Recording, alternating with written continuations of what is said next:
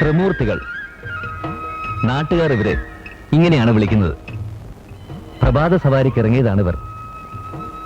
സർക്കാർ ലാവണത്തിൽ മുന്തിയ സ്ഥാനങ്ങളിലിരുന്ന് വിരമിച്ചവരാണ് ഈ ത്രിമൂർത്തികൾ. കുട കയ്യിലേന്തി ആകാശത്തേക്ക് നോക്കി നടക്കുന്നയാളാണ് ഓമനക്കുട്ടമ്പിള്ള.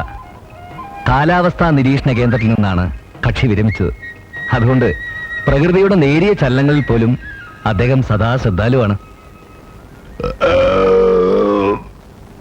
നിങ്ങൾ ഇപ്പോൾ കേട്ട ഈ അസാധാരണമായ ഏമ്പക്കത്തിന്റെ ഉടമയാണ് ചെറിയാൻ തോമസ്. മൃഗസംരക്ഷണ വകുപ്പിലായിരുന്നു ഇഷ്ടൻ 30 കൊല്ലം. ഇരുവരുടെയും മധ്യത്തിൽ നടക്കുന്നത് മഹേന്ദ്രൻ തമ്പി. പോസ്റ്റൽ ഡിപ്പാർട്ട്മെന്റിൽ ഉദ്യോഗസ്ഥനായിരിക്കുമ്പോഴും നാടകാഭിനയം സ്വപ്നം കണ്ടു കഴിഞ്ഞ കലാകാരനാണ് അദ്ദേഹം. റിട്ടയർഡ് ലൈഫിലെ വിരസത അകറ്റാൻ 4 വർഷങ്ങൾക്ക് മുമ്പ് ഈ ത്രിമൂർത്തികൾ ഒരു വഴി കണ്ടെത്തി.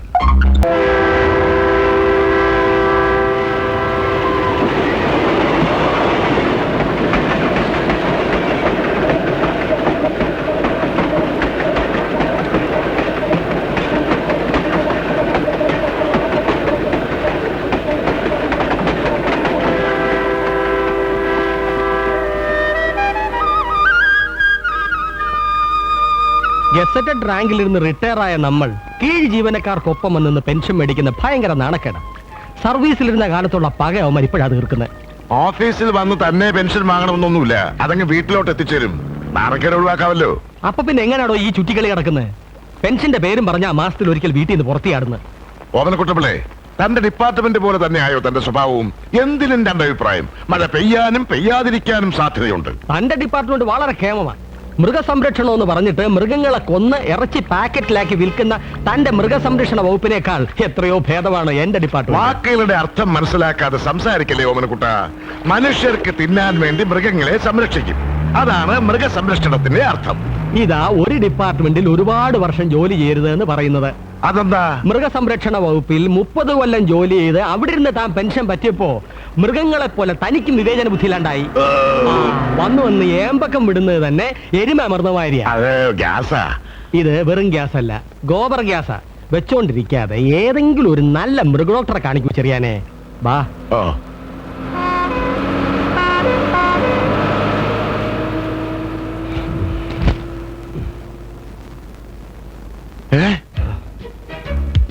കർത്താവേ, ഞാനില്ല, എനിക്ക് ഡോക്ടറെ ഒന്ന് കാണണം.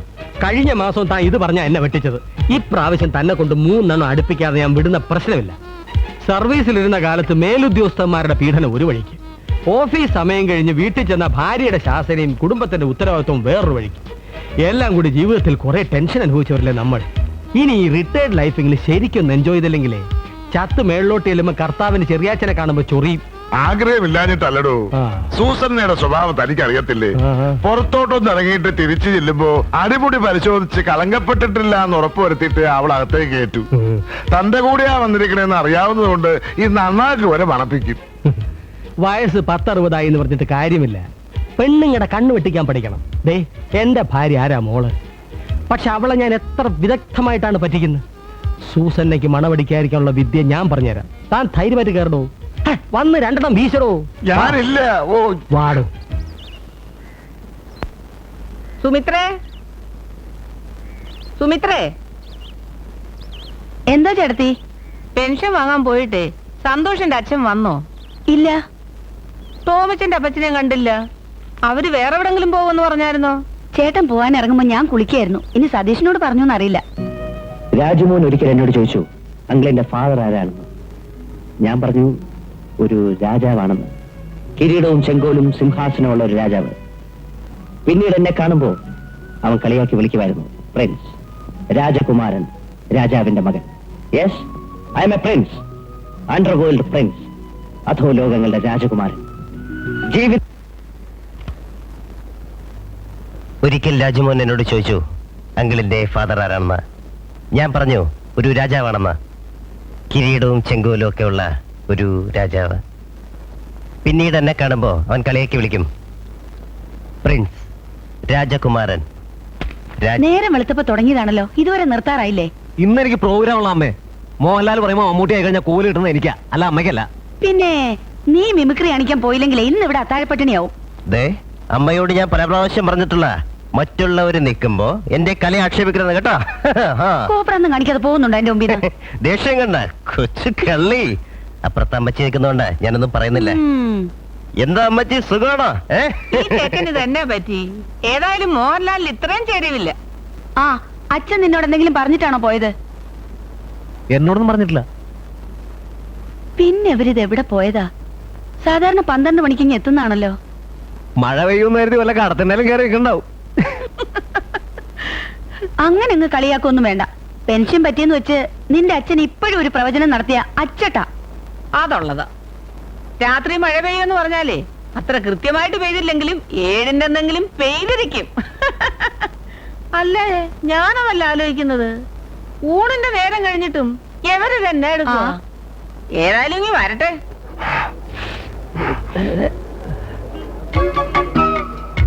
മാതാവേ, ഇത് അടൽച്ചുള്ളിയല്ലേ? തനിക്കെന്താ പ്രായപൂർത്തിയായിട്ടില്ലേ? ചുമ്മാ അതല്ല സൂസൻ അതിന്റെ കഴുത്തിലെ കയറൂരാത്തത്. ആണുങ്ങളായി ഇച്ചിരി തന്റെ ഒക്കെ വേണോടോ. നോക്ക്, അതല്ല ഓമനക്കുട്ട, അടൽച്ചുള്ളി പണം കണ്ടെന്ന് അവളെങ്ങാനും പറഞ്ഞാൽ മരുമകളുടെ മുമ്പ് നിർത്തി എന്റെ തൊലി ഉരിക്കും. അറിയാനായിട്ട് നമ്മൾ ആരോടെങ്കിലും പറയാൻ പോണോ? ഇനി കുത്തി കുത്തി ചോദിച്ചാൽ തന്റെ നാവിൽ നിന്നൊന്നും വീഴാണ്ടിരുന്നാ മതി. ഞാനൊരു ദുർബല ഹൃദയനാണെന്ന് തനിക്കറിയാലോ. ഒന്നും അധിക നേരം ഒളിച്ചു വെക്കാൻ എന്നെ കൊണ്ട് ഒക്കത്തില്ല. മദ്യപിച്ച് സിനിമയുടെ ചെല്ലുമ്പോ താമസിച്ച് എന്തിനാണെന്ന് ചോദിച്ചാൽ ഞാൻ എന്ത് തപാലും പറയും. അതിനുള്ള ന്യായം ഞാൻ ഇന്റർവെല്ലിന്റെ ഗ്യാപ്പിൽ പറഞ്ഞുതരാം. താൻ ക്യൂവിൽ നിൽക്കുക. അയ്യോ വേണ്ട, പ്രശ്നമാവും. കണ്ടില്ല, എനിക്കും പ്രശ്നവും. താൻ നിൽക്കുക. എന്നാത്തിനാ ഇത്രയ്ക്ക് ആദ്യ പിടിക്കുന്നതെന്ന് എനിക്ക് മനസ്സിലാവാത്തത്. അപ്പച്ചനിങ്ങി വരുമെന്നേ. ഇങ്ങോട്ട് വരാതെ പിന്നെ എവിടെ പോവാനാ? ഒറ്റയ്ക്കായിരുന്നെങ്കിൽ എനിക്ക് ഇത്ര ആദിയില്ലായിരുന്നു. അപ്പുറത്തെ ആ വാനനിരീക്ഷണക്കാരനുണ്ടല്ലോ, അങ്ങേരെ മാനം കിഴിച്ച് ഊഞ്ഞാലാടും നനവാ. മാസത്തിലൊരിക്കൽ പെൻഷൻ മേടിക്കാനല്ലേ അപ്പച്ചൻ പുറത്തോട്ടൊന്ന് ഇറങ്ങുന്നത്? പരിചയക്കാരെങ്കിലും കണ്ട് സംസാരിച്ച് നിന്നുപോയതായിരിക്കും. പറയുമ്പോ നീ എന്റെ മോന്റെ കെട്ടിയോളാ. എന്നാലും പറയ, ആണുങ്ങളെ അങ്ങനെ അങ്ങ് കയറൂരി വിടരുത്. കയറിന്റെ ഒരറ്റം എപ്പോഴും നമ്മുടെ കയ്യിൽ തന്നെ വേണം.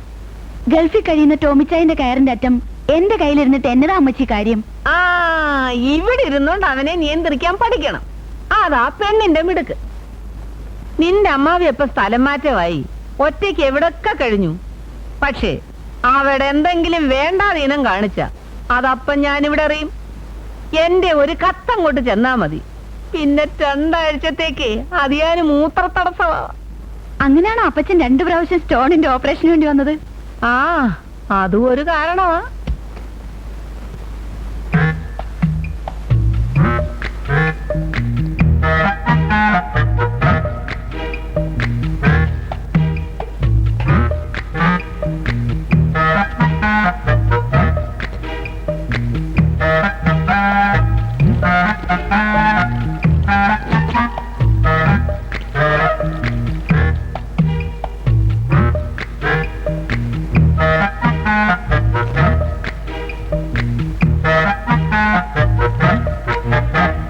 ആരാ അവിടെ?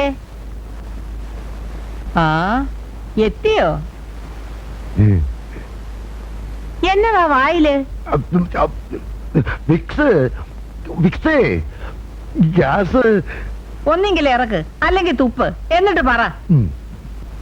എവിടെയായിരുന്നു ഇതുവരെ? ഞാനാ മഹേന്ദ്ര തമ്പിയുടെ ഓഫീസിൽ കയറി സംസാരിച്ചിരുന്നു പോയതാണേ. ഈ ബൈബിളെ തൊട്ടൊന്ന് സത്യം ചെയ്തേ. പൊറുക്കണം സൂസി, ഓമനക്കൂട്ടം നിർബന്ധിച്ചപ്പോ ഞങ്ങളൊരു സിനിമയ്ക്ക് കയറിയതാ. എന്നാ സിനിമയാ? തുടങ്ങി കഴിഞ്ഞ പിന്നെ കയറിയത്. അതുകൊണ്ട് പേര് ഓർമ്മയില്ല. തിയേറ്ററിന്റെ പേര് ഓർമ്മയില്ലേ? ഉണ്ട്, മേളം. മോളിക്കുട്ടിയെ, ഇന്നത്തെ പത്രം എടുത്തേ മേളം തിയേറ്ററിൽ എന്നാ പടമാണെന്നൊന്ന് നോക്കിക്കേ. എന്നിട്ട് ടേപ്പ് റെക്കോർഡർ അങ്ങോട്ട് ഓൺ ചെയ്തേ.